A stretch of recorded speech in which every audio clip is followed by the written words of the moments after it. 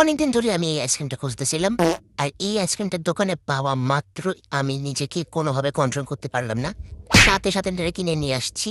তো একটু নাটক করে নিলাম আরকি। তো প্রথমতই বলি আইসক্রিমটা দেখতে এত কিউট প্লাস এটার কালারটা দেখতে সেই লেভেলের সুন্দর।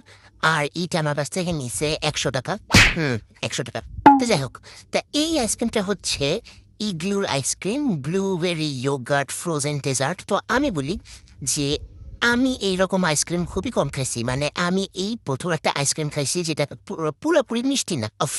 আবার কাপের মধ্যে লাগাই দিছি। ধুর! ওটা আবার এডিটিং করতে হবে।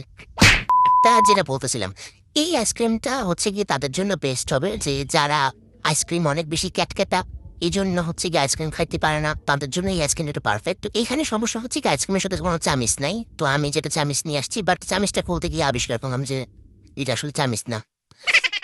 তো এখানে আমি এখন সেবয়ের একটা চামিচ নিয়ে আসছি।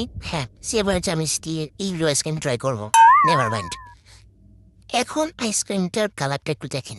আইসক্রিমটার কালারটা সেই লেভেলের সুন্দর।